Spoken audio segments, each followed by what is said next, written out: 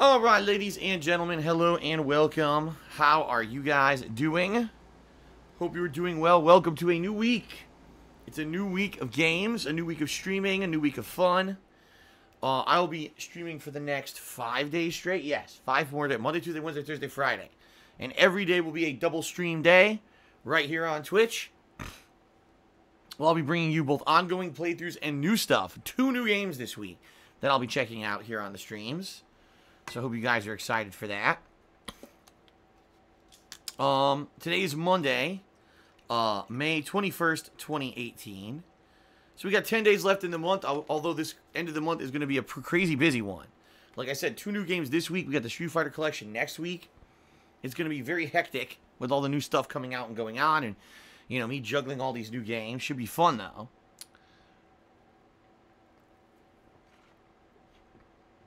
So I hope that I find you well, and I hope that you're ready for some fun streaming. What's on the agenda? What's going on? Alright. I'll tell you what's going on, guys. I'll tell you exactly what's going on. Today we're resuming State of Decay 2. And if you guys aren't aware, State of Decay 2, good playthrough so far, albeit repetitive and kind of a grind. Which is exactly what the first game was, but in my opinion, the first game had a better narrative that gripped you, and if you just followed along the narrative of the first game, it was a lot less repetitive. In this game, the narrative is very bare bones. Like, I couldn't even tell you, besides the first hour of gameplay, right, what the narrative of the game really is. At this point, you know, we've got a leader who's a warlord. He wanted us to get a military-style base, so we did. And now we're trying to destroy all the plague hearts in the region. I've blown up all the ones on the right-hand side of the map. Now, today I'm going to go to the left-hand side to explore and see what plague hearts I could find on the left-hand side. And explore and go from there. Okay? And that's really it. Like, we don't know anything about the story or anything yet. Right? None of that has popped up. So it's just kind of a little confusing. Is when are we going to get more story development? Is there even more story development in this game? Now, when it comes to the core gameplay mechanics, they're incredibly similar to the first game. A lot of looting and exploring, a lot of killing generic zombies, crafting items from the items you get from the looting and the killing, recruiting new survivors, you know, being friendly with other groups of survivors and trading. All this stuff is very common to the first game. Now, I'll be real honest with everyone. If I were not a live streamer, if I were someone like I used to be, you know, a couple years ago, alright, where my main focus was just making videos for YouTube, and I basically played games like I was in an isolation booth, you know, it would be very, very, very boring, okay? Very boring. And, I'm not, you know, no lie.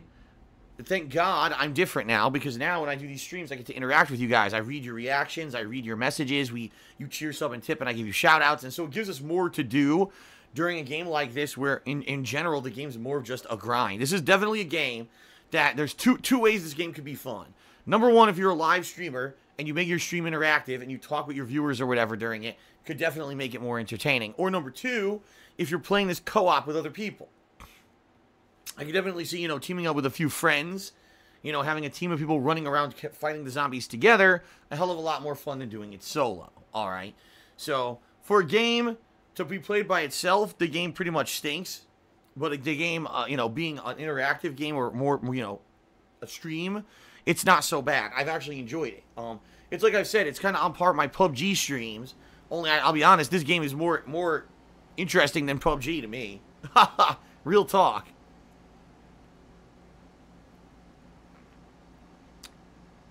Alright. So, that being said, guys, hopefully today's stream will be entertaining to you. Like I said, let's try to make this a more interactive stream. You know, ample opportunity for you guys to talk with me and get discussions going, much like during my PUBG streams. And by the way, if you don't see, we've got the cheer leaderboard up today, or not cheer, but the, excuse me, the stats leaderboard up today, which has current total subs, top cheer, and top tip. So if you want to get noticed, this is a great opportunity for you to get noticed, because you'll be able to get your name up there if you cheer or tip today. In fact, after I get through this segment and through the plugs and all that, I will start updating this stuff for you guys, okay? Now, in addition to that, if you guys aren't aware, every Monday, my stats here on the stream chat reset, and these are the stats that track the top cheerers for the week. So right now, it's at 0. In fact, we got one small cheer here this morning, and so that's, obviously, he's the top cheerer for the week, but anyone who cheers, you'll get into that top 10. It'll be very easy to get into the top 10 today for sure, since everything has reset overnight, okay? So, that's the deal. We're going to be playing more State of Decay 2 here on stream, and I think it'll be a fun stream. I think we can make it interactive and interesting. So, thanks for stopping by. I hope you guys enjoy it. Tonight, more Yakuza 6. Alright, more Yakuza 6 tonight. 2 hours, and we're in chapter 10. I can't remember. I looked it up at one point. I can't remember if the game has 12 or 13 chapters. It either has 12 or 13, and then there's an epilogue, okay? So we're actually heading into the end game of Yakuza 6. This is a game I've been playing for over a month, on and off as, you know, kind of the balanced game, the nighttime stream, etc. And I am looking to play it maybe 2-3 times this week. If I could maybe wrap it up, it would be great. So that way we can end it off, okay? We can end it off so that I can move on to all the new stuff. Because in this week in particular, next week, the few weeks after that, there's a lot of new stuff coming up, which I'll let you know here on the pre-stream, okay? We'll do a little schedule update in just a moment. But I don't want to have a lingering playthrough in Yakuza 6, so I'm going to try to see how far we can get this week in the game, okay? Good stuff? All right. So that's tonight, Yakuza 6. Now tomorrow, we got a new game, even though it's not really a new game. It's a new game on consoles, H1Z1, which a lot of people are kind of calling, along with DayZ, they call H1Z1 the granddaddy of Battle Royale. This was a game that like 3 years ago on PC was all the rage. It was virally popular, you know, as a PC exclusive. And it was huge on Twitch. People were playing it like crazy, streaming it, getting huge viewers. And then other games like PUBG, Fortnite took over. So this game has really fallen out of favor. But people are saying it kind of is like the game that formulated and originated the Battle Royale formula. All right, now other people are saying Arma 2 mods were. See, everyone disagrees. It was Arma 2 and its mods. No, it was DayZ. No, it was H1Z1. Everyone says something different. All right. But anyway, this game is coming out on consoles tomorrow. I want to check it out, considering the fact that if this really was a predecessor to PUBG, but this game apparently has more to it than PUBG. Like, PUBG is very basic, right? PUBG, you just run around, loot, hunt, kill, survive. This game apparently, H1Z1, has zombies and stuff integrated in it. Plus, what I'd like to actually see here is, I would like to see what happens with this game performing on consoles. Will it actually run better than PUBG does on Xbox One? Because if it does, that would be hilarious. If this game, like, runs flawlessly on the PS4 and ends up being like this, you know, it's running 60 frames per second, gorgeous graphics and everything. I guess we'll find out, all right? We're going to find out. Let's see what happens. Let's see what they've done with this game. That's going to be tomorrow's main stream. Tomorrow night will probably be more State of Decay 2, okay? And then Wednesday, we'll play it by ear. If you guys liked H1Z1, great. Then maybe I'll do it as my main stream. If not, then maybe I'll do State of Decay 2 as my main stream. And then Wednesday night will be Yakuza 6. All right? So it'll all depend on how you guys liked H1Z1 and if you want to see me continue to play it or whatever. And then Thursday, same thing. It'll be a balance between either State of Decay 2, H1Z1, and Yakuza 6. My hope is that by Thursday, I've gotten pretty far in State of Decay 2. I mean, I'm going to play another 4 hours today, so that'll be 12. You know, if I play it for another 2 hours tomorrow, that's 14. And then let's say I play another major session or more, I may be 16 to 20 hours by the time the end of the week. So maybe I'll be wrapping up State of Decay 2, which would be good. Okay? It would be good.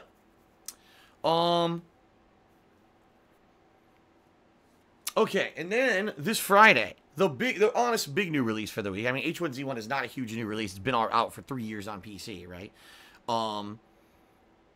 We've got Detroit Become Human, the newest game from Quantic Dream, the game that many people who are fans of Quantic Dream and their style of game have been waiting for years. the game where your choices will directly affect the outcome of the story of the game. People absolutely love to see me play these narrative-style games. I love playing them. So here's hoping that you guys enjoy this coming Friday. Now, this Friday, I'll be playing that game all day long. Double stream of the same game, all right? Then on Saturday, it's my day off. After 9 straight days of work, it'll be my day off where I go grocery shopping and the like. But then I'll come back on Sunday, which would be the 27th, and I'm going to try to maybe even finish off my first run through Detroit, and then maybe start my second, because I'm going to definitely do at least 2 runs through Detroit Become Human. As you guys know, again, with these Quantic Dream games, they definitely lend themselves to wanting to do at least 2 playthroughs to see the alternate choices to what you did your first run, and see how it affects stuff, okay? Then that Monday will be a toss-up. Will it be more Detroit, State of Decay? I don't know. We'll see. But then that Tuesday, which is the 29th of May, is the launch of the Street Fighter Anniversary Collection. And that's going to be the huge beginning of me covering a ton of Street Fighter content for you guys. There's so many games in this collection that it's going to give a plethora of streams and content for you for quite a while. And it's going to be a wide variety because you got 5 versions of Street Fighter 2, 3 of Street Fighter 3, and 3 of Street Fighter Alpha. With 4 of these games enabled online. It's going to be quite wild, you know, to play all these different styles of games and see how I do. I think it's going to be quite entertaining with all the character selection and everything available. It's going to be a lot of fun. So if you're a fan of fighting games, you know, next week's you're going to be the beginning of your Shangri-La, I guess, as they say, right?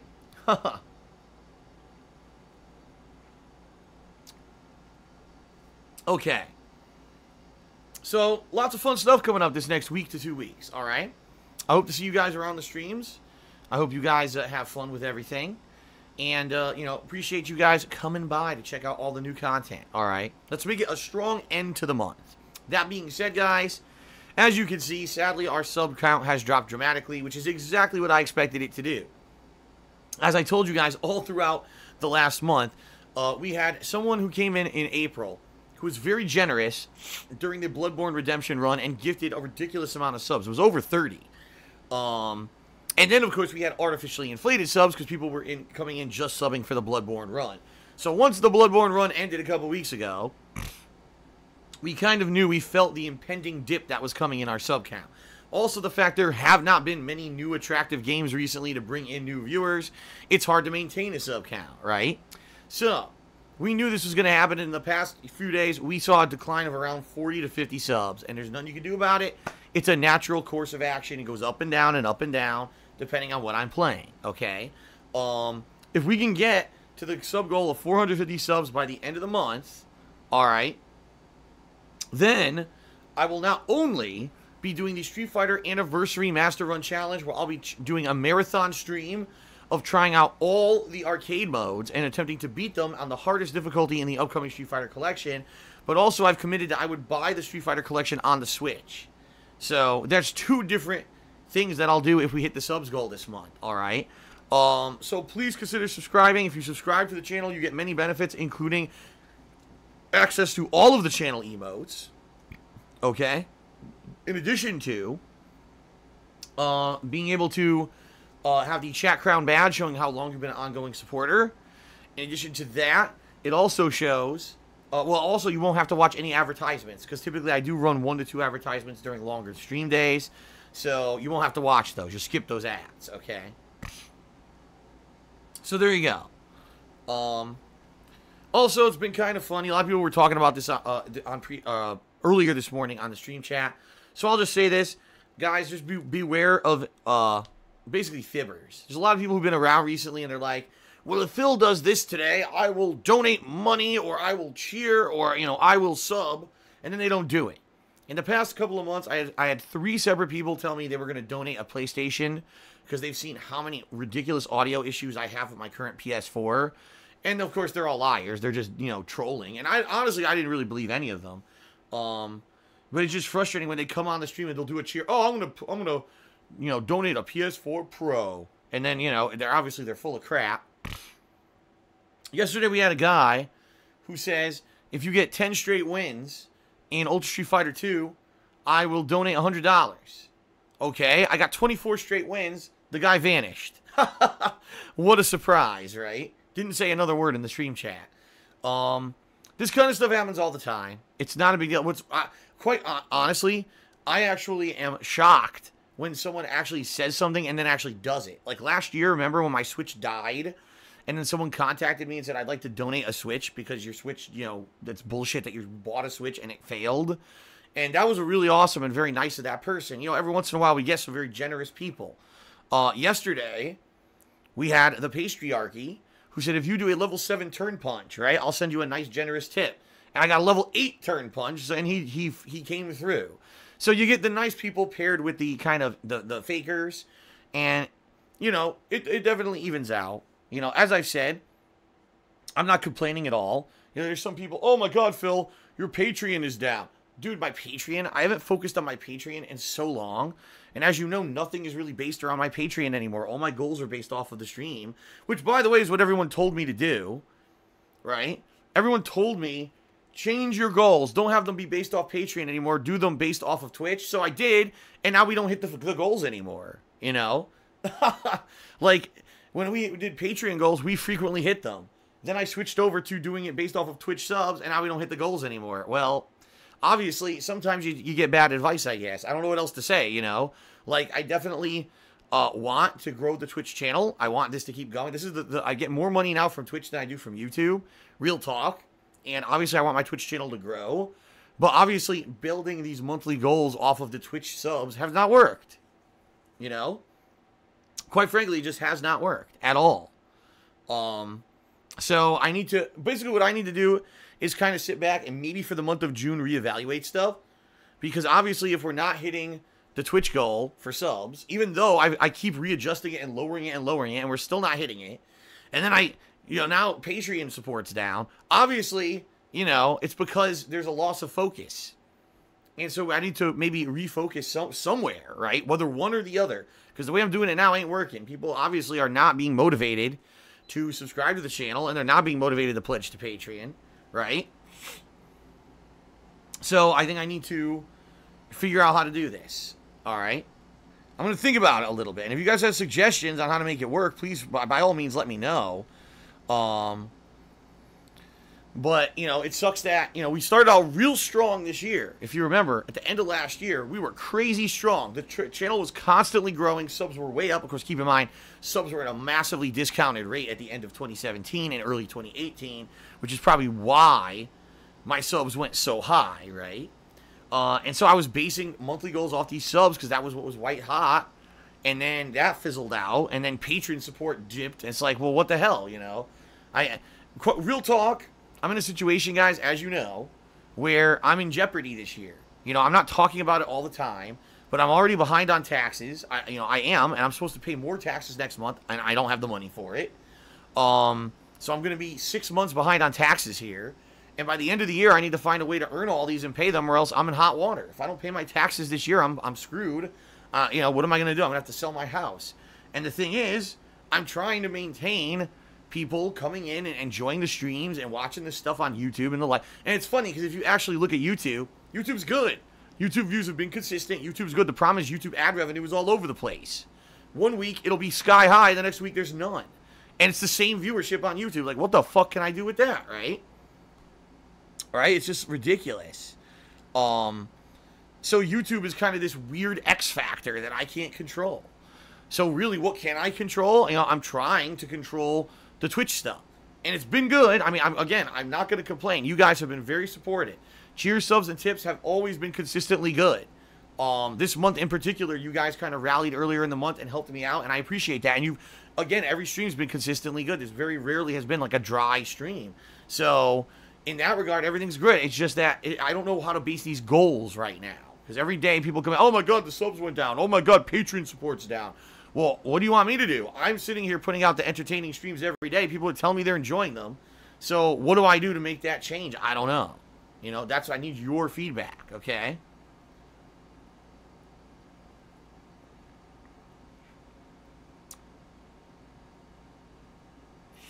Okay. So let's see. If you guys have any suggestions, please let me know. And quite frankly, I think what I'm going to have to do is rethink everything. And then maybe for the month of June, do things differently. But I don't know how yet. Okay? I'm just going to have to think about it. Okay? All right. Let's see here. Trying to think if there's anything else to talk about before we get started. Not really. Let's go through the plugs quickly, guys. And then we'll get shout-outs. And then we'll start up. All right. So, the plugs. Okay. Let's do it. If you guys are fans of my streams and my on-demand videos, you love them. You want to see them continue on a daily basis because I've done this for 10 freaking years. And you like the content. You like me. You want to see me continue to be able to do it. Just keep watching, right? That's the most important thing. But if you want to go above and beyond just being a standard stream watcher or video viewer on YouTube and you want to contribute in a bigger way, well, here's what you can do. Number one, pledge to my Patreon, which I've already mentioned. And people are saying my Patreon dropped. I don't know. I'm not looking at my Patreon. I really don't anymore. Real talk. I used to. I don't really look at it anymore because I think looking at micromanaging and stuff like that is not productive. Yeah, okay. I just don't. You know, if people want to pledge to my Patreon and get some of the really awesome perks, they can, and they know it's supportive because I mention it every single day here on stream. I only mentioned it once here on the pre-stream, but I do mention it every single day here on stream. All right? So please, if you like my stuff, guys, head over and check it out at patreon.com/darksidefil. All right? What do you get for pledging? Well, you earn personal perks based on how much you pledge.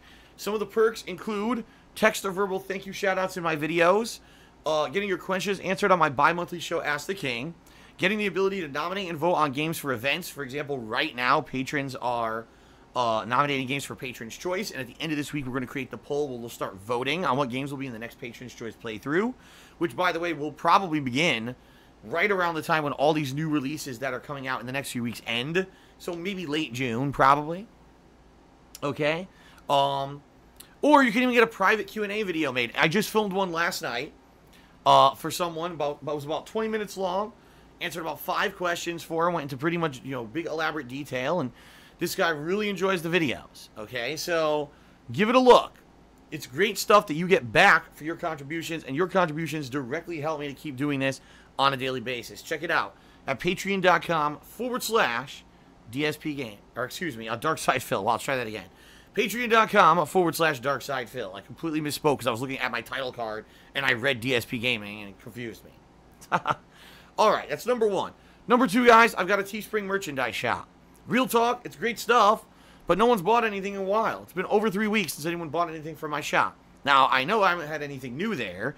At the same time, the merchandise line that's there right now is quite good. Give it a look. Some of the best designs there, the King of Hate skull design, which is one of my favorites. There's also some fighting game related stuff like I'm pressing buttons. The newest designs are me looking like the Sonic logo or the Red Dead Redemption logo. There's a lot of good stuff over there, all right? Give it a look. Anything you buy from my Teespring shop, I make a commission, and you guys get a cool collectible. I can attest to the quality of the merchandise because I own a ton of it myself, all right?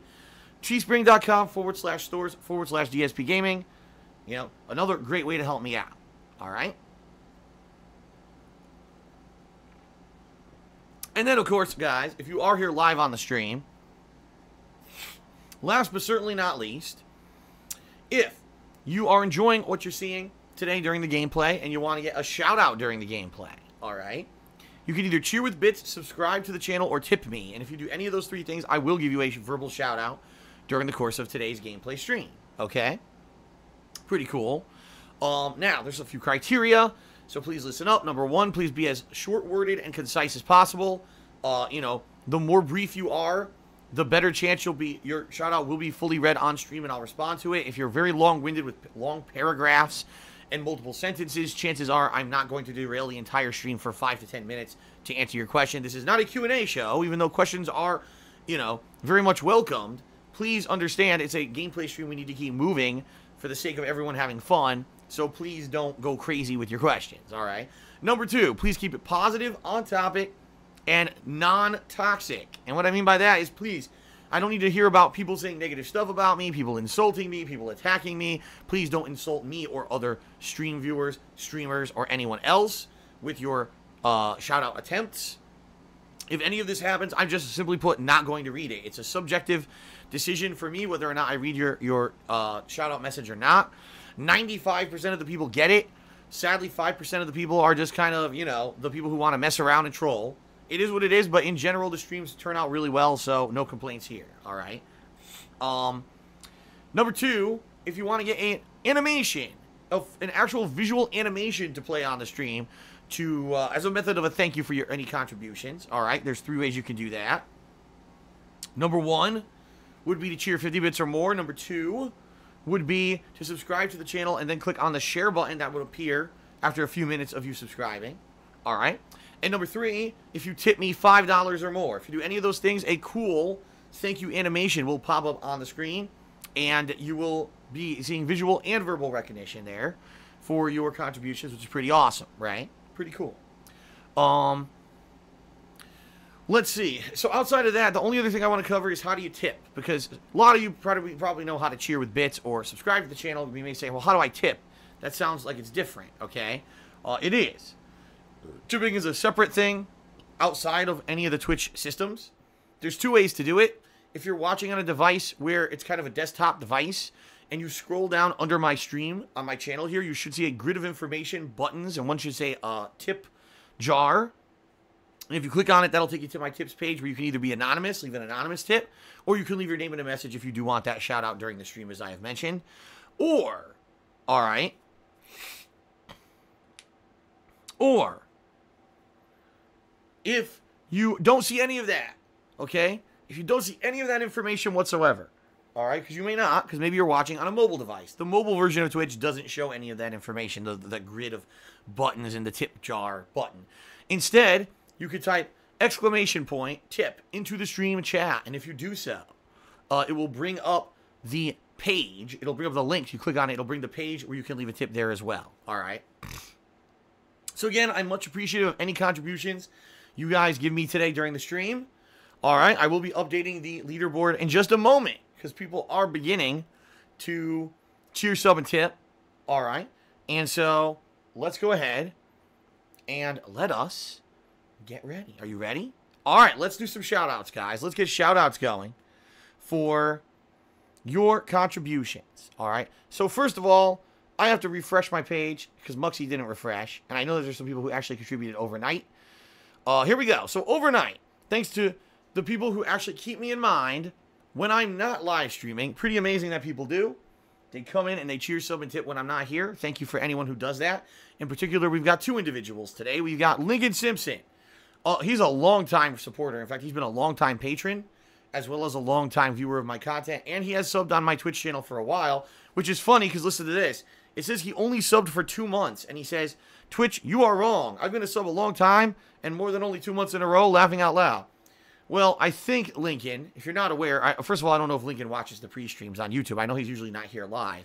From what I'm to understand, Twitch, when your sub expires on Twitch, they do give you a few days grace. I don't know how many. I think it's at least 3, but I actually want to say maybe up to 5. Where as long as you resubscribe within 5 days, it still counts as an ongoing subscriber. So what may have happened here, Lincoln, is that you resubbed just at the last moment. And so it kind of basically reset your ongoing sub. Because I am absolutely sure that Lincoln Simpson was one of my earliest subscribers when I returned back to Twitch. So it does kind of suck that he lost his ongoing crown. It stinks, but it is what it is, I guess.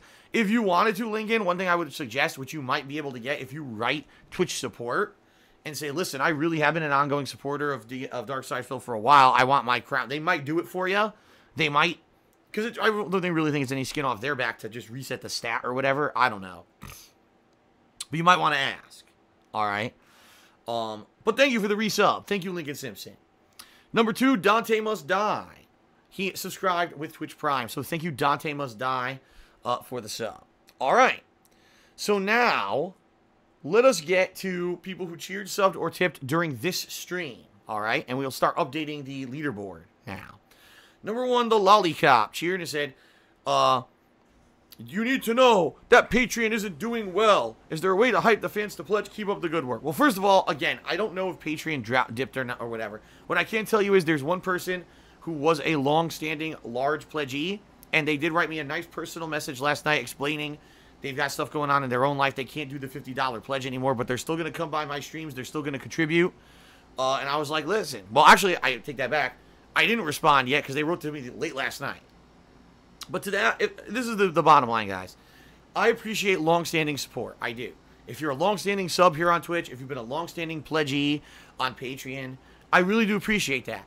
But listen, stuff happens, right? In life, stuff happens. You know, at one point in my life, I was a long-standing supporter of the Angry Video Game Nerd and that guy with the glasses. Way back when. We're talking 10 years ago before I ever started making videos for YouTube.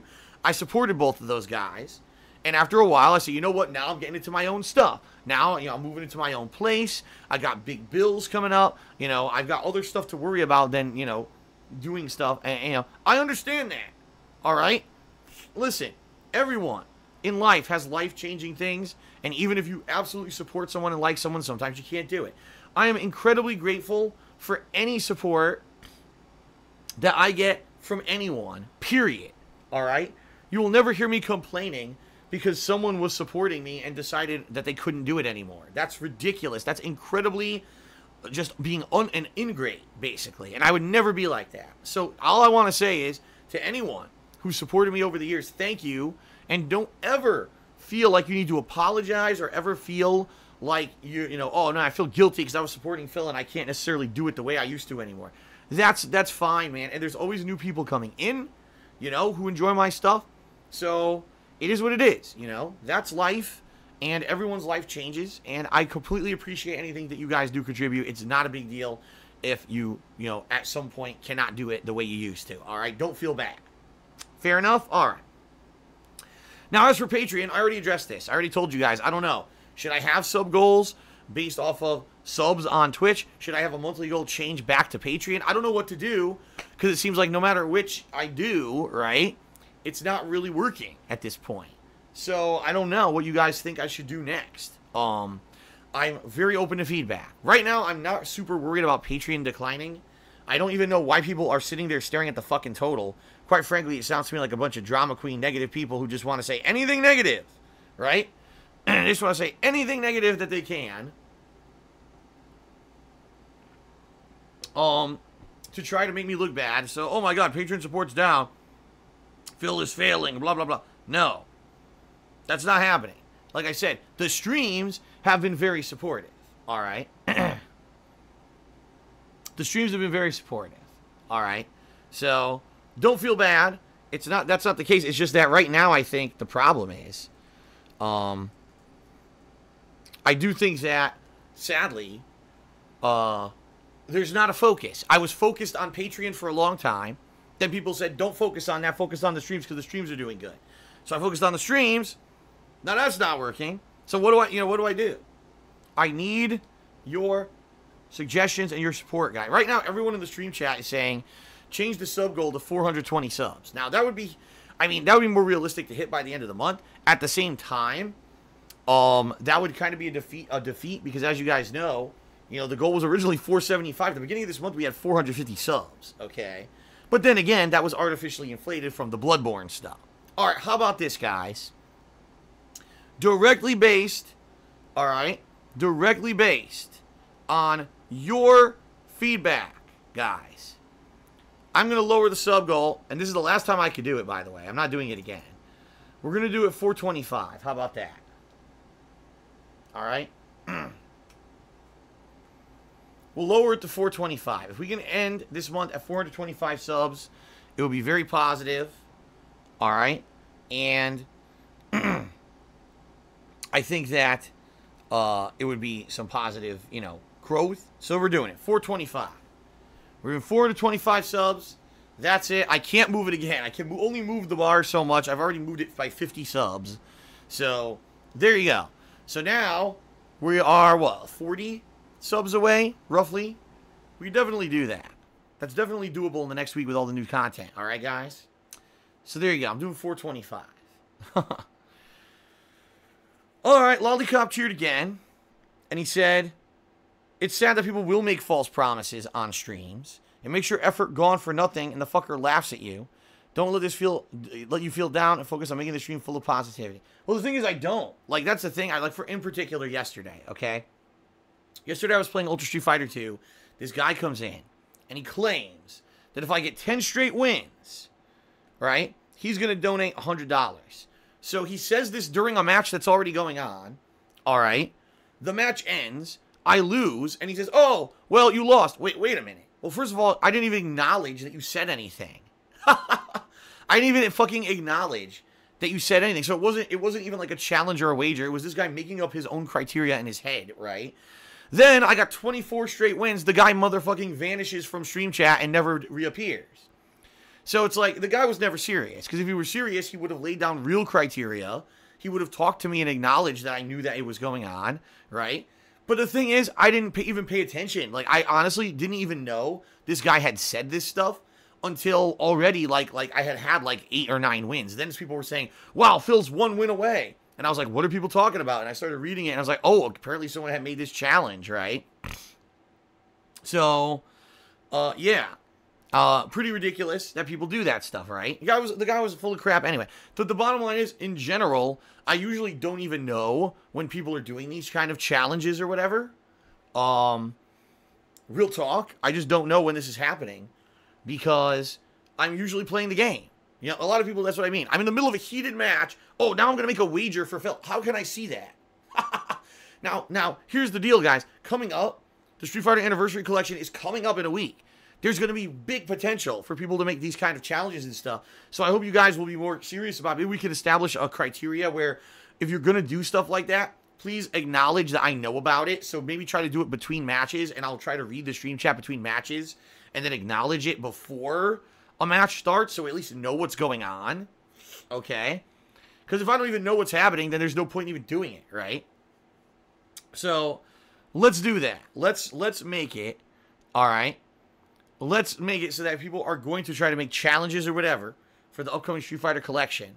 All right, please do it between matches and wait for me to acknowledge it verbally on stream before we kind of activate it, or else what's the point? Okay. All right, shout out to Orcs Are Dorks, who did a 50-bit cheer, and he says, first top cheer, yay. In fact, yes, you are Orcs Are Dorks. Let's get you up there for the top cheer of the day.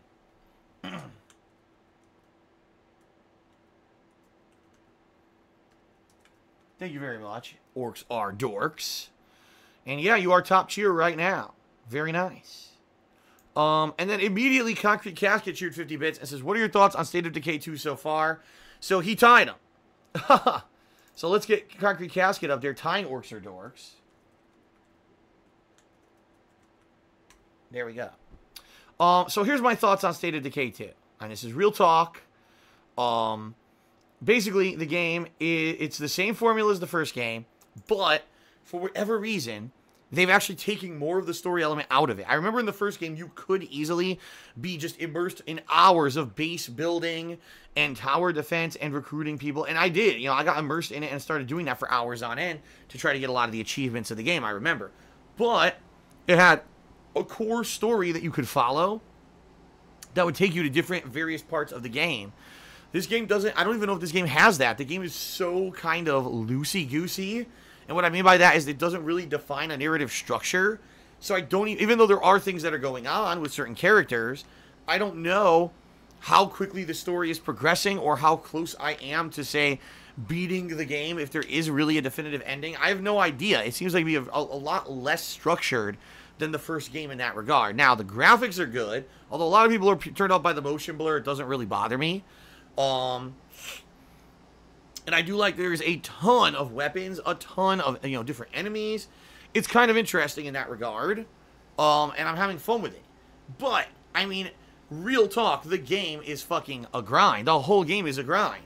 You know, it's an open world survival grind to keep your guys alive, to keep getting resources, to keep building your bases, etc., etc., etc. Very similar to the first game. Is that a bad thing? No. If you like this style of game, or if you're playing it co-op, or as I said, if you're streaming it and interacting with your stream audience when you play it, it's probably a lot of fun. But I could not imagine someone sitting here and playing this game by themselves. Imagine sitting in your house, offline, playing this game. It would be boring as dirt, in my opinion. Because there really isn't enough of a story focus. So that means you need stuff to make up for it. See what I mean? And so, yeah. That's my honest opinion. It's not bad. it's not great. It just is what it is. Is it entertaining in a certain way being played? Yes, and I am enjoying it. In fact, at the end of my last session 2 days ago, I got a big base. I got a new big military-style base, which I'm upgrading. And I'm about to head off to explore the left-hand side of the map so that I can find out where the final plague hearts are so I can advance the story, okay? So we're in the middle of a big part that's going to have advancement, and I'm looking forward to that. But I admit, it is a very slow-moving game, okay? It is.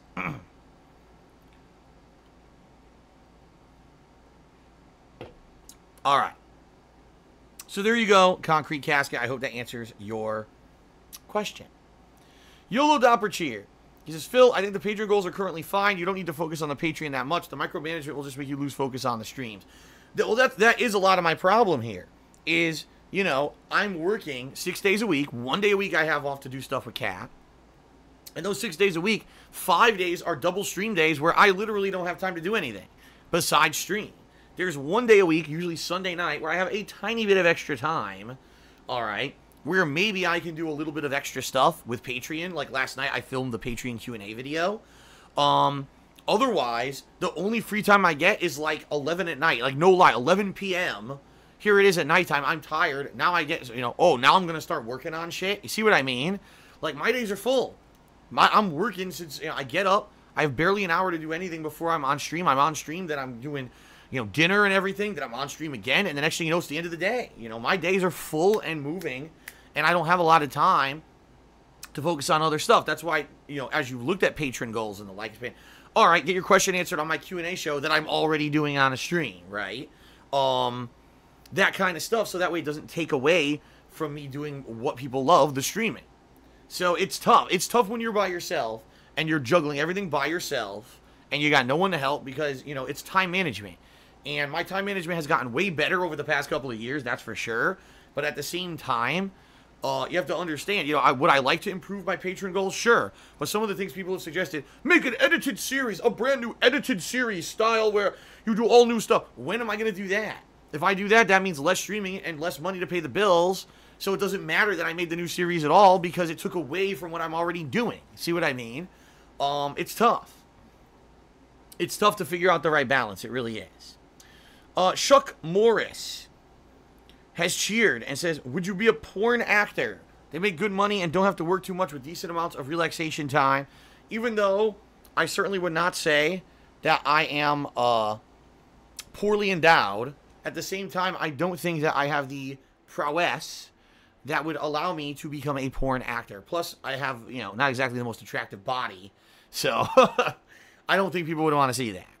Kingswagon's cheered. He said, I will never understand people that complain about YouTube who aren't associated with it. It's a free service and has no effect on their livelihood. People like you, I can understand. Well, Kingswaggins, I have no idea what you're talking about because I don't have any frame of reference to what you're saying. If there was an example, like, this person's complaining about YouTube and it pisses me off. All right, I don't understand what you're saying, though. Like, I don't know who's complaining, so I don't really know what you mean. I mean, you guys know what I complain about on YouTube, how their ad revenue is just ridiculous. Some day, like I said, some days I'll look, wow, my views are the same, which they usually are pretty much consistent. And ad revenue is great today. Amazing. Wow, I had a good day. Then the next day, there's none. Like, what? And how can you be so inconsistent? You know what I mean? Like, and it didn't used to be like that. It used to be way more consistent. Now it's just like flaky as hell. But I don't know particular what you're referencing, so I can't really respond to it, Kingswaggins. Jason Leonadio cheered and said, the problem isn't moving your goals to Twitch, it's the goals. Maybe they aren't very good. In Street Fighter, you can beat those games on the hardest in like 2 to 3 hours. It's not marathon worthy. That's completely false, by the way. If you guys aren't aware, some of these bosses are so ridiculous. Like, just for example, the end bosses of Street Fighter 3, Gil, is so difficult because he auto-heals and cheats. It could take hours to beat them. So this guy has no idea what he's talking about. But anyway, he says, also stagger the goals by every 20 subs. Like 400 goals, 420 goals, 440 goals. Again, as I said, the more goals I have, right, the more confusing it gets. And it's hard to live up to. Because how am I going to have 3-4 sub goals, right, when I can't even get people to go to the 1? It'll be one thing. Okay, so I was at the beginning of this month, I was at 450 subs. So by going what this guy said, my goal should have been 470, 490, 510. Well, I never hit 470. Okay? I never did. Now, what if 470 was, I make a funny DSP tries it video. 490 is, I do the Master Run Challenge. And 510, I don't know, I dress up like a woman on stream for a day. I'm just saying, just something stupid, right? Well, I never would have hit any of those goals. And then everyone would have still said, well, we're still in jeopardy. And then I would have had to lower the goals, and we still wouldn't have hit them. See what I mean? Like, what he's suggesting doesn't work. Plus, it's more complicated, because now I have to come up with multiple things to do, when in reality, like I've said many times, I should just be focusing on doing the streams. I've been trying to think up multiple goals, and nothing seems to... Remember, a few months ago, I said I'll start up a new cooking show with Kat. No one subbed for that. All right, I'll do a funny DSP tries it. No one subbed for that. All right, I'm going to do an amazing, never-before-done fighting game challenge that's going to be full of rage and salt, which is what you guys want to see, and it's my forte because it's fighter's going to be great. No one's subbing for that. So what do you know what I mean? So what do you want then? And this is the thing is, I didn't used to base my monthly goals off of subs. It was based off Patreon, and we used to hit it way more consistently. This year already, we've had like 3 months haven't hit the goal, and it's like, obviously this wasn't a good idea. You know, what I'm seeing is that people in general like to cheer and like to tip, and that doesn't contribute to the monthly goals. You know what I mean? So, I don't know. I don't know how to do this properly. Again, this is all learning. I used to always just be primarily a YouTuber, and I'm trying to figure this stuff out. Okay? And I don't know. I don't have all the answers. But it just seems like some of these suggestions are completely off base. Like this guy's suggestion, oh, do a goal every 20 subs. Still wouldn't have helped anything. And it would have just made things more complicated and more confusing. So, that's not the solution. Alright. K. Jones. Cheered, 35 bits. And he says, what do you call an alligator detective and investigator just trying to make you laugh? It didn't work. But thank you for the cheer, but it didn't work.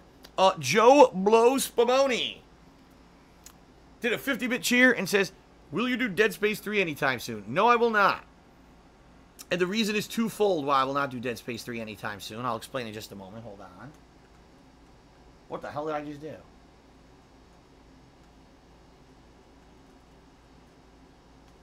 There we go. I got him up on the leaderboard. There's twofold why I will not play Dead Space 3. Number one, because Dead Space 3 is a game that's basically built for co-op. If you're playing Dead Space 3 solo, you can, but it's actually not as interesting as playing it co-op, where you get the co-op story elements. Okay? I know that because I played it co-op when it came out at launch, and it was a much better experience playing it in co-op. Alright? That's number one. Number two, I already played Dead Space 3 twice. I played it once for my main co-op playthrough, and then I replayed it, because this is when I just started streaming. At night, I was doing late-night streams, and I replayed the whole game solo on the harder difficulty and earned the achievements for doing it. So I've already played through the game twice. I'm not going to replay the game a third time. There's no point, okay? Plus, the game ain't great. It's okay. It's a good game. It's fun to play. Not exactly the best narrative game. And people collectively agree it is the worst game in the Dead Space franchise. So no, I will not be replaying it just solely on those facts. Okay? Rave Comic tipped me $1 and said, I feel salty about being banned for supporting you, but Rave Comic was in the chat. So I don't know what Rave Comic was talking about. Rave Comic, you're in the chat, right? Am I right? Rave Comic, if you're here, speak up. Well, actually, no, I know he's here because then he cheered. So, Rave Comic, thank you for the tip. I'll put you up here as the top tip. I don't know what happened. Maybe Rave Comic was banned in error? I don't know. I don't know what happened, but he's here now. And I misspelled his name completely. Wow. I butchered it. There we go. Yeah, there he is. So he's here. So I don't know, Rave Comic. I don't know what happened, but thank you for the support. I apologize. My bad. Okay. Gungador just cheered. He said, just announced Epic Games promising $100 million for Fortnite esports for the 2018-2019 season for an RNG casual game. What are your thoughts? I think that it's great that they're doing that and they're supporting a community of a bajillion people who play their free game. You know? The game is popular because it's free and because of the graphical style and because celebrities play it. It's not popular because it's a great game. Real talk. If more games were free, they'd probably be popular too. I'm just saying. And, you know, just because the game is not my cup of tea doesn't mean that other people don't have the right to like it or play it on a competitive level. I personally just don't like it. But the game, you know, I just don't like a lot of the game mechanics of it, and I'm not going to get into them now. All right. But good on Epic. Epic made a ton of money with Fortnite, which, by the way, is not the game they created. If you guys aren't aware, Fortnite was supposed to be a tower defense style game against hordes of zombies. No one bought it. They saw the Battle Royale craze, and so they changed the game completely to be a free-to-play Battle Royale game, and now they've made a ridiculous amount of money on it. All right. So, good for them, I guess, for catering to the times, even though the game that's popular is not the game they even made. They just adjusted a game they had already made to jump on the bandwagon because their original game was failing. And they made so much money, I guess now they can do an esports league. Good for them. I don't care because I don't like the game. There you go. There's my feelings. Rave Comic cheered and said, "What up? I was so hyped for State of Decay 2 when you first played it. Those glitches, man." There's been a couple glitches. They haven't been terrible. The biggest glitch I had was there were two invincible zombies that fused together, and I couldn't kill them, so it wouldn't give me credit for killing a horde. But outside of that, I haven't had many glitches. So, you know, the major complaints that I saw from tons of game reviewers was that the game is too glitchy. Yeah, I've run into like one major glitch. So either I'm lucky, which is the rarity because usually I'm the exception to the rule where I get more glitches than anyone, or it's because I'm not playing the game in the online co-op. I guess people were saying the online co-op makes the game way more glitchy, which I'm not doing. So, I don't even know what else to say. Rave Comic cheered 75 bits to become today's top cheerer and says, nah, I'm top. Indeed you are. So now we can delete these 400 names here. We can get Rave Comic here with the top cheer of 75 bits. So thank you, Rave Comic, for that. Very nice. We certainly condensed the stream stats with that one. Tanamounder did a 50-bit cheer. Thank you, Tanamounder, for the cheer. Punisher 6574 did a 50-bit cheer. He says, "Do you think State of Decay 2 is worth $50? No. I don't. I think the game is around a $20 to $30 game right now. I don't know. I haven't seen a lot of the game yet. Maybe. I don't know. From what I'm seeing, it seems about like a $30 value. There's enough gameplay and enough variety with the weapons and the crafting and the enemies and everything. It seems like it's around a $30 game to me, which is, by the way, what they're selling the game for. Keep in mind, a lot of people will be getting Xbox Game Pass in order to get this game. And so they won't even be paying the $30. They'll be paying whatever, $8 a month to just get it and play through it. So, yeah, a lot of people won't even be paying the full amount. But definitely this is not a $50 to $60 release. But that's why they're not selling it for that. You know, the version I bought was the Digital Deluxe Edition, so I could play it early, so I could get as far into the game as I could before the new releases came out later this week. And I'm supposedly going to get extra content in the future. I don't even know what it is. I guess expansions or whatever. So I guess we'll see. But no, definitely not a $50 to $60 full retail release. Hell no. Shady Sands has resubscribed for the 15th month in a row. He says, 15 months. I hope to be first, second, or third to the 2-year sub. Yeah, I mean, I believe, if I remember correctly, I think that the biggest resub right now is 17. Because, hold on a second. It's May. So June, July, August, September, October, November. Yeah, I think the longest standing subs right now are at 17 months because it was November of 2016 when I returned to Twitch. So, we're close. I mean, you're close, but I do know there are a few people that were 17-month subbers. So, you're probably, I don't know if you're going to make top 3, man, but you'll be in there. You'll definitely be in there. All right. Mike Foxy tipped me $1 and said, "Nani?" Well, let's get Mike Foxy in here. Tied with Rave Comic now for top tip. Oops. What the hell did I type? What the fuck is that? That ain't even close. Hold on, I gotta fix that.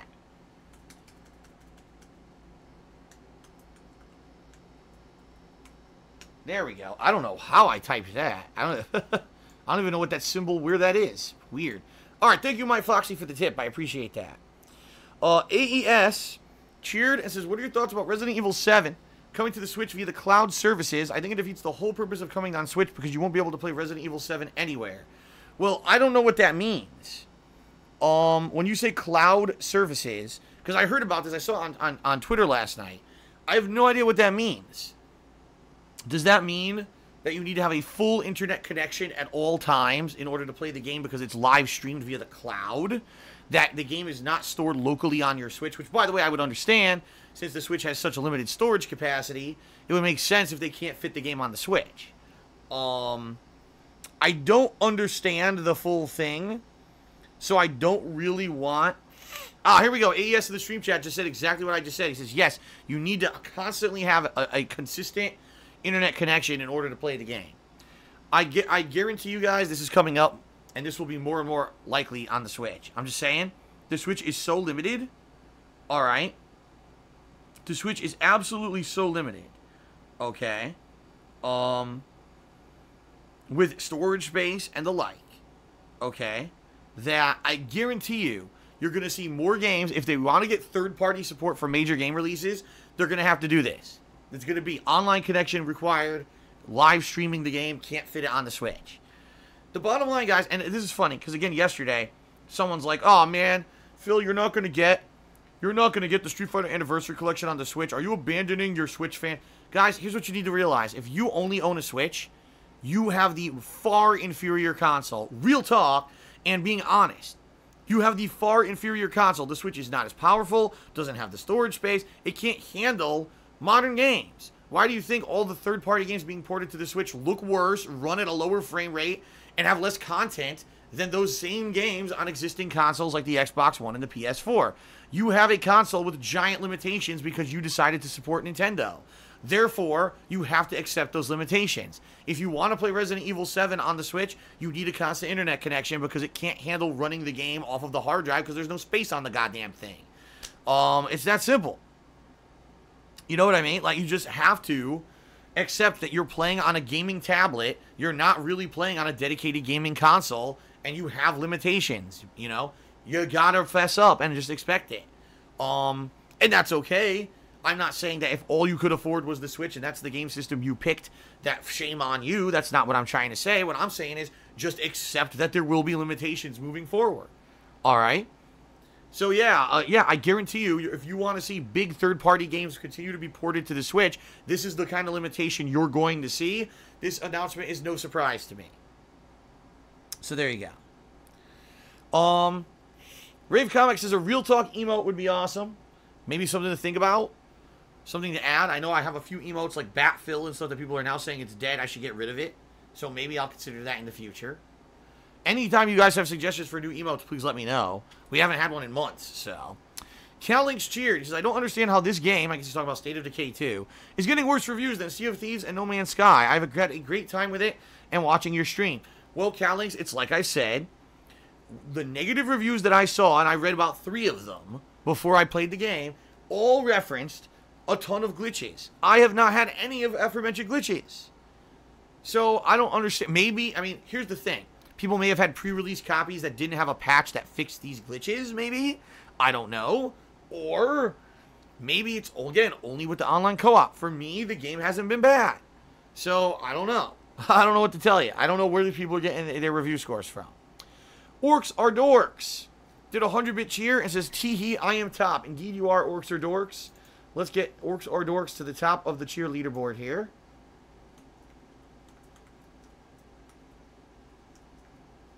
Thank you very much. I'll make sure I spelled that. Orcs are dorks. Yes, I did. Okay, good. Thank you for the cheer. And Murdoch just resubbed for the 3rd month in a row. He says 3 months and counting. Well, thank you, Murdoch, for 3 months of support. And, of course, welcome to the Silver Crown Club. As you'll see if you chat in the stream chat, you now have the Silver Chat Support, or Sub-Support Crown. Thank you very much for that. Shady Sands did a 100-bit cheer to Ty Orcs or Dorks and says, which are the new games you'll be playing after DBH? I think he means Detroit Become Human. Well, first of all, Shady Sands, let me get you up on the leaderboard here. Thank you for the 100-bit cheer. All right. So, real quick, after Detroit Become Human, the Tuesday after, we got the Street Fighter Anniversary Collection, and that's going to be a game I'm covering for weeks on weeks because of the amount of content in it. The first week of June, we've got Vampire and Shaq Fu. The second week of June is E3. So you'll see me be covering a ton of stuff from E3. Plus, I guarantee you, because this always happens, we're going to get a ton of new release dates, and I guarantee you some games will probably be released around E3 as a surprise, which they always do. In particular, usually a few indie games or whatever get released around then, okay? And then you got Jurassic World Evolution, your park simulator game that I'll be trying out on the 12th. Near the end of June, there's The Crew 2, which I'm interested in playing. I'm sure there's more games. I just haven't had a chance to check my release calendar here.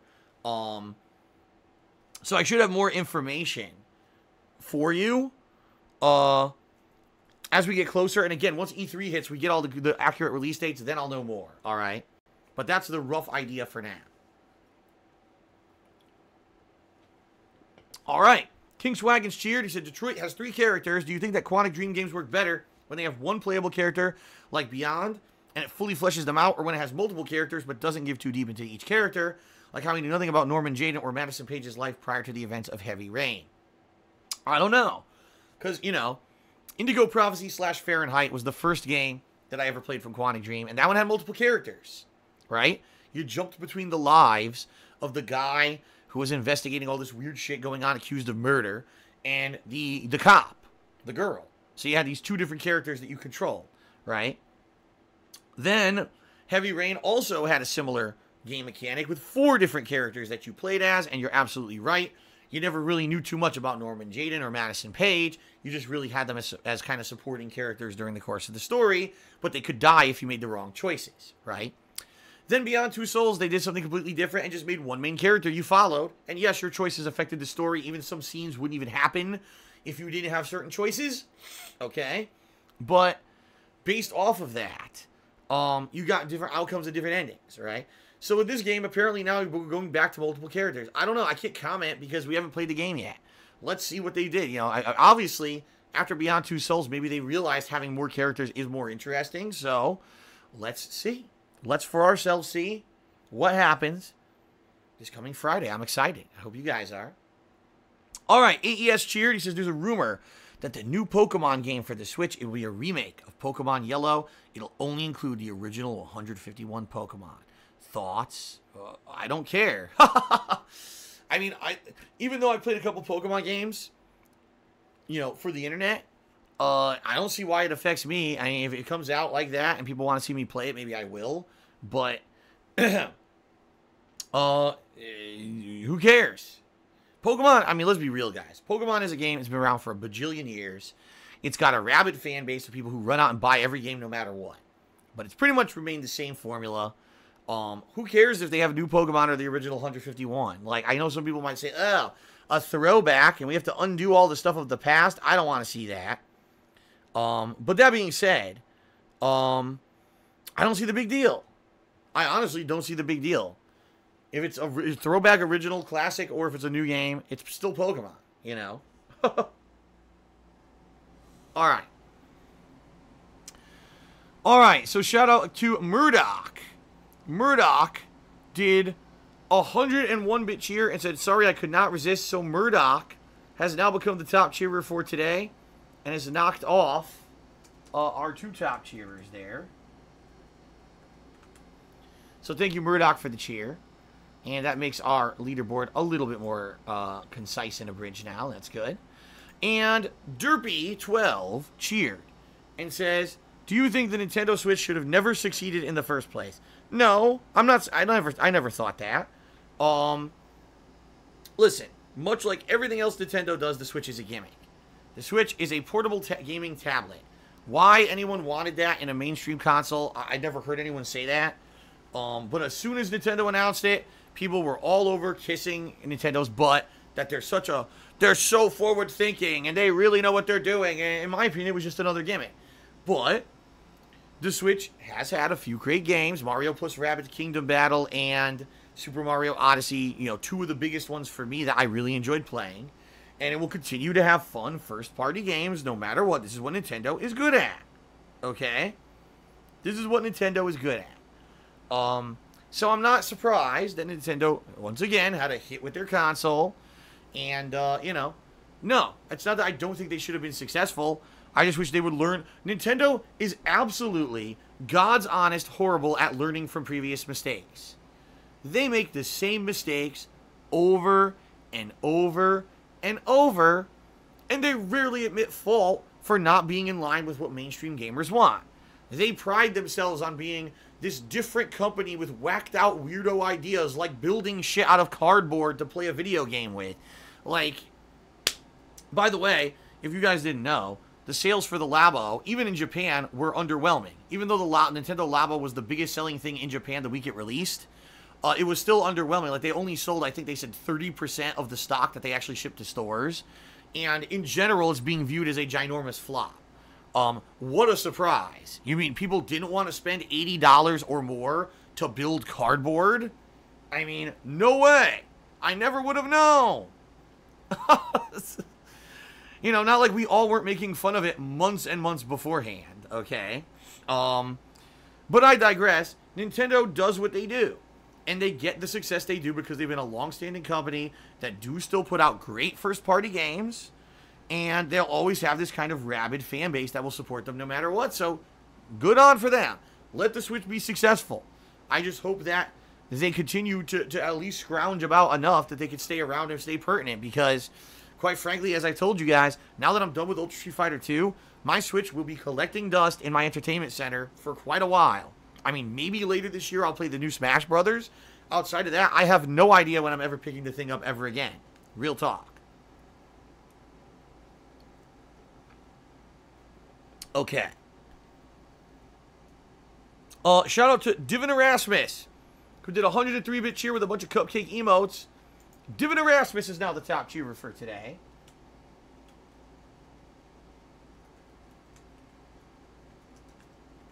So let's get Divin Erasmus up there on the leaderboard. Thank you, Divin. And by the way, the top 10 leaderboard is probably completely populated now. We'll see. Rave Comic Cheer, he says, you know Nintendo would treat you like shit if you streamed their games anyways. Well, that's the other thing. Nintendo is completely out of touch with gamer culture. They don't even understand it. They think that people streaming their games are stealing their intellectual property. It's insanity. It's insanity that they think this in 2018. So I will not get into that. I will not get into a rant about that. But, I mean, there's just so many things that Nintendo could do better. Gunjack007 has subscribed to the channel at Tier 1. Thank you very much for the sub, Gunjack. AES Cheer, he says, the thing with Nintendo, they do try to focus on creativity and intuitive ideas, but it causes their console to take a hit when it comes to performance and power. That's why, unfortunately, third-party companies are hesitant to bring their games to the console. Actually, AES, the reason that third-party companies are hesitant to bring their games to the console is for two reasons. Number one, because it's going to take an incredible amount of work to take a game that runs well on a modern console, like Xbox One and PS4, and downgrade it to run on an inferior console. That takes a lot of work. Number two, they don't know if it's worth that amount of work because they don't know if it's going to sell. That's the problem. It would be one thing if third-party games sold like hotcakes on the Nintendo's consoles. They don't. All right? So why are you going to put incredible amounts of time and effort to port your game that's already been out for 2 years on another console and was a bestseller to a console where it may not even sell because it's going to run like shit? And this is the conundrum that Nintendo creates every time they make an underpowered console in order to support a gimmick. The Wii U needed this stupid touchscreen gimmick. No one made games for it. The Switch is a stupid portable tablet gimmick, and people are having a hard time deciding if they want to port their third-party games to it. This is not, again, Nintendo does not learn from their mistakes. It's the same shit. 3 consoles straight. The Wii, the Wii U, and the Switch. The same mistakes back to back to back. And people, they still haven't learned. Baffles the mind. Random Ghost just cheered. He says, you only say that about the Switch because you don't go outside. No, I say that about the Switch because I have no desire to take a portable tablet with me and game on the go. If I were constantly in traveling, I'll give you an example. If I were constantly on the road going to Street Fighter tournaments, then maybe the Switch would be great because I'd be playing games in a car all the time. But realistically, how many people are constantly on the go and can't be home to play video games? Let's think about this, okay? I don't know a hell of a lot. Maybe people who commute to work or school, okay. And that's how much time during the day. How many people are constantly sitting in a place where they can't do anything else and need to kill time? I don't know. You know, that's what I mean. Where was the demand? Where was the freaking demand for this mainstream console that's a tablet? Where was it? People ran out and bought it because it was Nintendo, not because it was a tablet that you could take with you. Some people utilize it, some people don't, but I don't understand. I just don't get it. I don't get the Nintendo gimmicks. Jack Spartacus tipped me $1. So Jack Spartacus will get up on the leaderboard here. He says, just get Heavy Rain and Beyond Two Souls Collection and Indigo Prophecy. That one is on Steam. I'm going to play them after I finish God of War. Well, that is a lot of games. Hold on.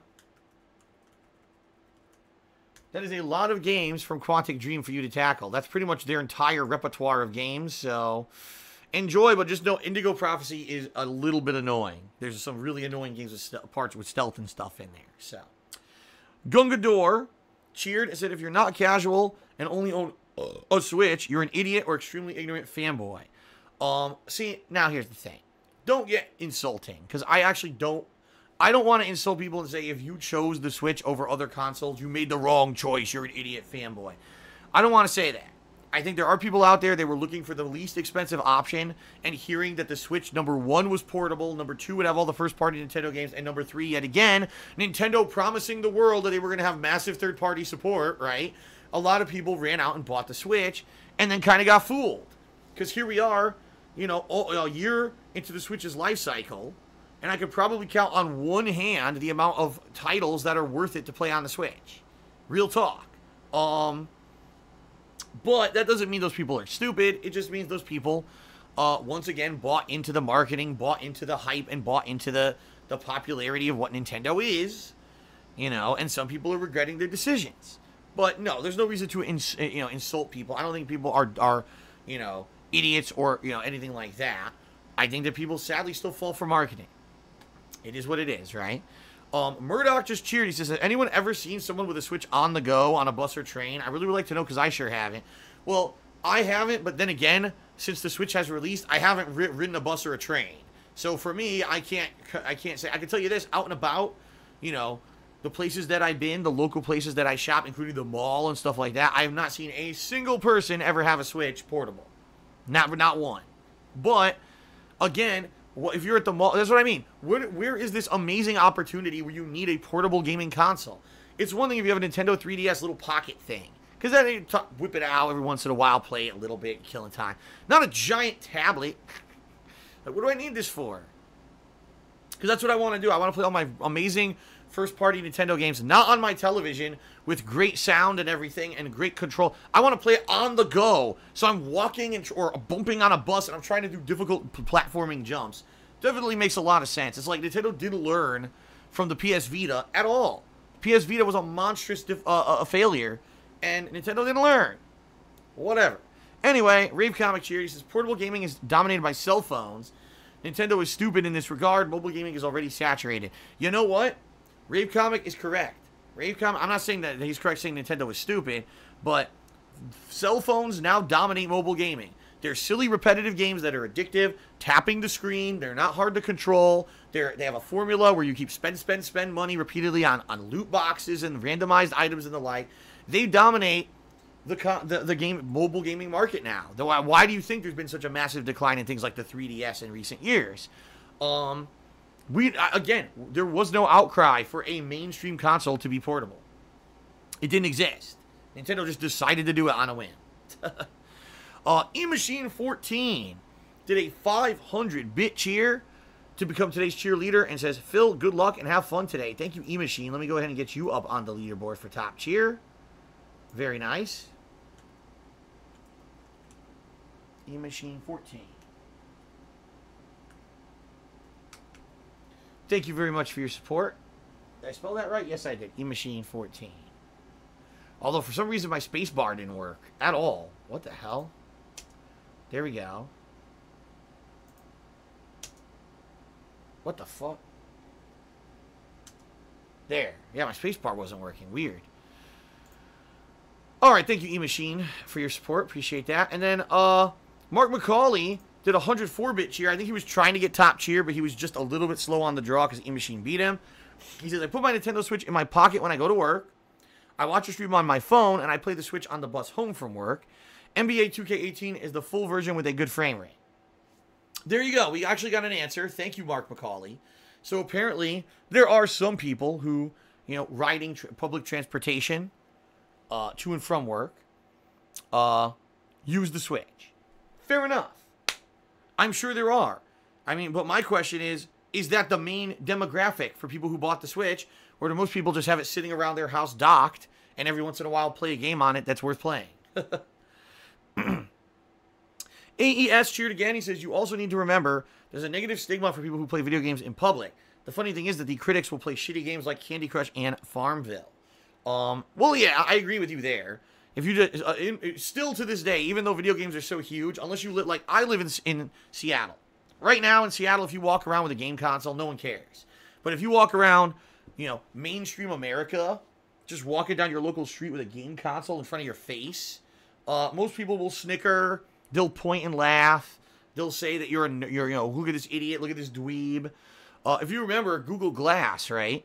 Google Glass, you had these big, transparent, giant glasses on your head with a heads-up display internet feed. People were, I mean, this is actually documented. People were getting beaten up and just wrecked in the streets because they were walking around with Google Glass on their face. And they were getting stolen and smashed. People were making fun of them. Do I agree with that? No, that's fucked up. But, yeah, you're right, AES. There still is a stigma associated with video games in certain places. Not everywhere, but in certain places. You're right. Game Boy XP cheer. He says, I got a carrying case for the Switch, and then I never go out. Laughing out loud. Well, there you go. Random Ghost cheered. He says, you call the Switch giant. Are you sure you're well endowed? Well, let's see. The Switch is bigger than a regular 3DS. I mean, not the giant 3DS. Actually, it is bigger than the giant 3DS because I have the 3DS XL, and it's much bigger. It's bigger than most tablets that are portable tablets that people play games on. It's certainly bigger than any smartphone. It's big. And if you don't believe that, you're lying to yourself. It's huge. Mark McCauley just cheered 50 bits. He says, the Switch is a handheld video game console. I can play Super Mario Odyssey, Mario Kart 8 Deluxe, NBA 2K at 60 frames per second on the Nintendo Switch. Yes, you can.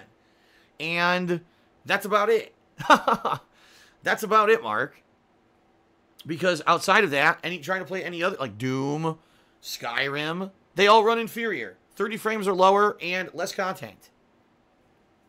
Again, I'm not trying to hate. I'm just being real. Real talk, the Switch is the inferior console of this generation. Yet again, 3 console generations, Nintendo's still behind, and they make the same mistake. I don't know what else to say. All evidence points to, oops. All right.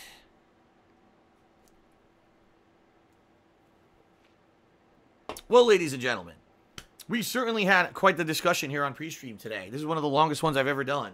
I lost track of time, but hey, I was just responding to cheer subs and tips.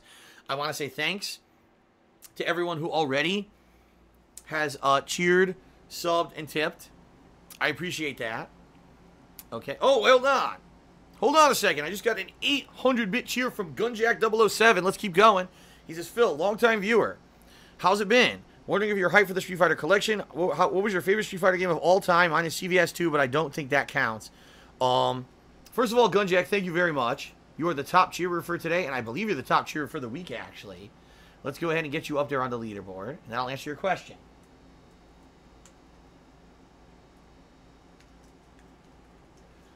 Absolutely I'm hyped for the Street Fighter Anniversary Collection. I think, honestly, it's the, Detroit's coming out this Friday, and then Street Fighter Anniversary. Those are like the big 2 games everyone's waiting for right now, at least when it comes to my streams and my content.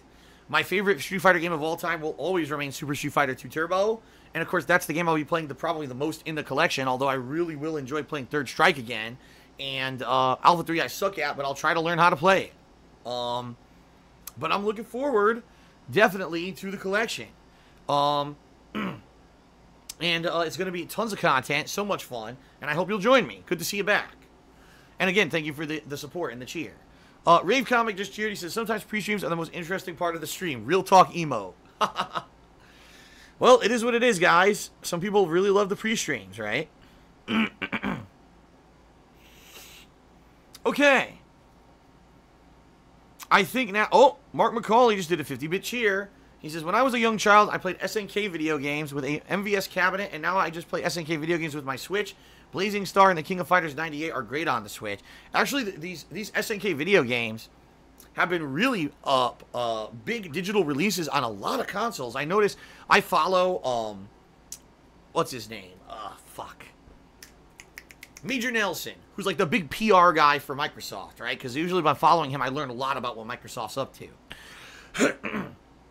And regularly now, he's like, oh, this SNK game's been ported. This SNK game has been ported. I'm like, damn, like all the arcade games from the 90s that I grew up with, SNK games, get ported digitally to all this stuff. And the thing is, those games are not demanding at all. So I'm sure those games are pretty fun to play on any console. But in particular, yeah, those games probably pretty fun to play on the Switch. Shout out to King Swaggins, who just did a 1,000-bit cheer. All right. He says, this is going to be my last cheer for the week, Phil. Well, incidentally, it's the first day of the week, so I guess you're saying you're cutting it off. That's perfectly fine, sir. You are the top cheer. I'll update that in a moment. And he says, the place where I get all my clothing is having a huge sale this week starting tomorrow. I'm going to go crazy, and I'm saving some cash. All right, man. As I said much earlier on this stream, I am very supportive. I'm very supportive. I'm very grateful of those who are supportive, is what I meant to say. And you are obviously one of the biggest supporters as of late. And, you know, if there's a week where you got to cut back, you got to cut back. That is cool, man. No worries. No reason to even tell me, but thank you for the cheer. Shady Sands just did a 200-bit cheer. He says, I only watch the pre-streams live. I watch the gameplay on YouTube. Well, there you go. Some people just love the pre-streams. Gungador just cheered. He says, today's the 5th anniversary of the Xbox One being announced and shown off. 2013 were dark times. Ah, yes, the Don Matrick years. We all remember that. 'Tis was a dark time for gaming, yes. Thank God we are past that. All right. I think that is it, guys. I think now we are done with the pre-stream. I want to say again, thanks to everyone who cheered, subbed, and tipped. Remember, if you cheer or tip, you have a chance of getting up on the leaderboard. Oh, hold on. Mark McCauley just cheered 50 bits. He says, I have great memories of my mother taking me and my brother to the arcade for 2 hours during Sundays. I played Super Turbo, World Heroes, Fatal Fury, The Art of Fighting, and Mortal Kombat 1 at the arcade. That actually sounds much like my local arcade. I just got a cheer from Derpy12, who said, do you think Nintendo should have went third party instead of doing the Switch? I mean, a lot of people always argue that. Should they have gone the way of Sega? I don't think Nintendo has to yet. Sega had to. Sega lost so much money on the Saturn and the Dreamcast. There was nothing else they could do. They couldn't even really afford to make another major console, and so everyone else was so far ahead of them at that point. In particular, Sony was blowing it out of the water with the PlayStation that they really didn't have any other options. Nintendo has so many freaking revenue sources and has made so much money over the years. They could probably have another 2 horrible failed consoles and still have enough money to keep going. So all that being said, will Nintendo eventually go third party? Maybe. But for now, I think, again, their culture prevents them. Their culture makes them believe that they are like the elitist group of people who, when they design their consoles, they know better than everyone else. They need these gimmicks because they're the forward thinkers. They're the creative thinkers. They think that their shit doesn't stink. So to them, you know, they're not going to quit unless they have to.